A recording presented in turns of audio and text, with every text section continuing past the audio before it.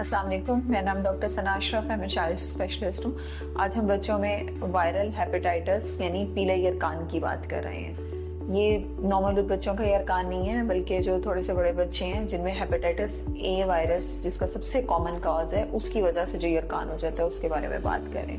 ये खासा कॉमन है। अगर हम इसके अलामात की बात करें तो इसमें जिल्द का पीला हो जाना, आंखों का स्पेशली जो आंखों की पुतलियां होती हैं सफेद हिस्सा, उसकी पिलाहट से अमूमन माँ बाप को अंदाजा होता है कि यरकान हो रहा है।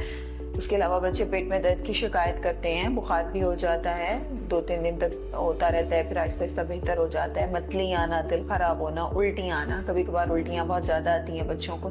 इसके अलावा बहुत ज्यादा नकाहत, कमजोरी का हो जाना, पेशाब का रंग गहरा जर्द हो जाना। माँ बाप आके बताते हैं कि इसको बड़े गाढ़े रंग का पेशाब आ रहा है। जो पखाना है उसका रंग अमूमन शुरू में ब्राउन ही होता है, लेकिन आहिस्ता आहिस्ता वो सफ़ेद रंग का या जैसे मट्टी के रंग का हो जाना। तो ये सारी पीले यरकान की अलामात हैं जिसमें हम हेपेटाइटिस ए की बात कर रहे हैं। इसमें काला यरकान यानी हेपेटाइटिस बी या सी की बात नहीं हो रही। कभी कभार हेपेटाइटिस ई की वजह से भी यही अलामात आती हैं और ये वक्ती तौर पे होता है और फिर बेहतर होता है। तो इसकी वजूहात में ये वायरल है, वायरस की वजह से होता है। ये वायरस फीको ओरल रूट है, यानी गंदे पानी या बाहर की गंदी खुराक से ये मुंह से पेट में जाता है और वहाँ से ये जिगर पे हमलावर हो जाता है।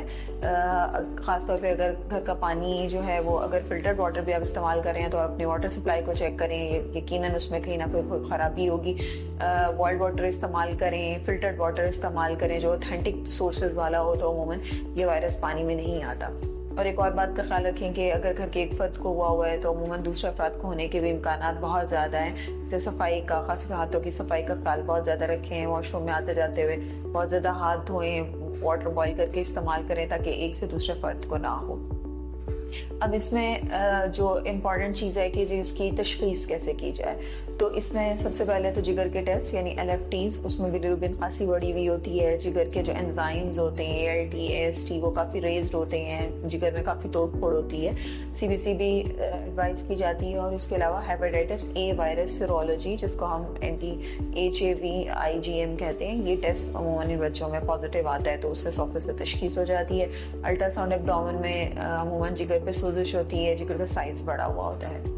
अब इसका इलाज कैसे किया जाए? ये सेल्फ लिमिटिंग है, यानी जिस्म का जो कुव्वत मुदाफ़त है वो उसके खिलाफ फाइट करती है और आहिस्ता आहिस्ता इसको ओवरकम कर लेते हैं। लेकिन इसके लिए कुछ हदायतें बहुत ज़्यादा ज़रूरी हैं। मसलन इसमें बच्चों की शुगर लो हो जाती है तो अमूमन हमारे यहाँ सोसाइटी में जी गन्ने की रो पिलाया जाए, गन्ने का रस पिलाया जाए। तो ज़रूरी नहीं है कि आप गन्ने का रस से पिलाएं, आप घर में बच्चों को मीठी चीज़ें भी बना के दे सकते हैं। मसलन फ्रेश फ्रूट का जूस निकाल के वो बच्चे को दें। और बहुत ज़्यादा मुरगन तली हुई ग़ज़ाओं से गुरेज करें, ख़ासतौर पर जैसे पिज़्ज़ा है, बर्गर है, शवारमा, बाहर की चीज़ें, बहुत ज़्यादा फैटी ऑयली चीज़ें जैसे फ्राइज़, पकौड़े, समोसे, इस किस्म की चीज़ों को ख़ास तौर पे अवॉइड करें। देर से हज़म होने वाली चीज़ों को अवॉइड करें जैसे कि कलेजी वगैरह है। और जो चीज़ें ज़्यादा हेल्प कर सकती हैं वो नेचुरल ग़ज़ा दें, चिकन, अंडा जो है उसका कोई परहेज़ नहीं है, फल सब्जियाँ बहुत ज़्यादा दें। फ्रेश जूसेस का जैसे जिक्र किया है ताकि बच्चे की शुगर लो ना हो, उसका इस्तेमाल ज़्यादा करें। अब ये कि अगर बच्चे को बहुत ज़्यादा उल्टियाँ आ रही हैं तो आप उसके लिए बड़े बच्चों में टैबलेट ऑनसेट दे सकते हैं और छोटे बच्चों में आप सिरप ऑनसेरॉन या सिरप टाइसेट का इस्तेमाल कर सकते हैं। लेकिन अगर उसके बावजूद उल्टियाँ नहीं रुक रही तो फिर बच्चे को इमरजेंसी में IV फ्लूइड यानी ड्रिप की ज़रूरत पड़ सकती है और दाखिले की ज़रूरत पड़ सकती है।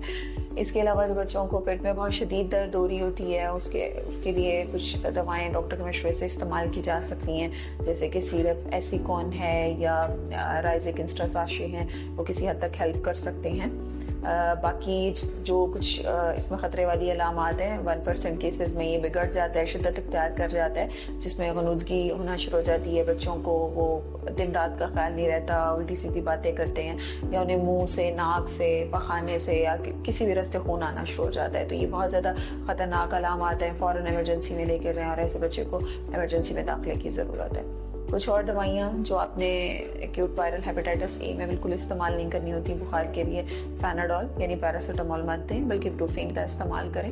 का इंजेक्शन सेफ्ट्राइक्सोन शुरू करवा दिया जाता है अगर बच्चे को बुखार और उल्टियाँ हैं तो वो उसका इस्तेमाल ना करें। इसमें कुछ एंटीबायोटिक्स जो हैं वो जिगर को नुकसान पहुंचाती हैं, जिनमें ये इंजेक्शंस शामिल हैं जो कि मार्केट में हमारे पास रोसिफिन के नाम से या ऑक्सीडिल के नाम से, तो ये एंटीबायोटिक्स ना लगवाएं। उसके अलावा बच्चों को फैट सोल्युबल विटामिन्स की ज़रूरत होती है, जिसमें कि विटामिन ए है, विटामिन डी है, विटामिन ई है और विटामिन के है। विटामिन के की इंजेक्टेबल फॉर्म ज़्यादा बेहतर रहती है। विटामिन ए में आप ओरा ए ड्रॉप्स का इस्तेमाल कर सकते हैं। विटामिन डी में सनी डी ड्रॉप्स हैं, उसके अलावा ओरा डी ड्रॉप्स हैं। और जहाँ तक विटामिन ई की ताल्लुक है तो कैप्सूल इवियन बच्चों को दिया जा सकता है। इसका जो सबसे इम्पॉर्टेंट चीज़ है कि ये आप एहतियाती तदाबीर इख्तियार करें, यानी कि सफाई का बहुत ज़्यादा ख्याल रखें ताकि जो घर में बीमार बच्चा है उससे दूसरे को ट्रांसफ़र ना हो। वॉशरूम में आते जाते हुए हाथों की सफाई का बहुत ख्याल रखें। इसके बचाव के लिए वैक्सीनेशन बहुत इफेक्टिव है, जो 1 साल से बड़े उम्र के बच्चों में हेपेटाइटिस ए के अगेंस्ट करवाई जा सकती है। 6 माह के वक्फे से इसकी 2 डोजेज दें ताकि आपके बच्चों को इससे मुकम्मल हिफाजत मिले। Thank you.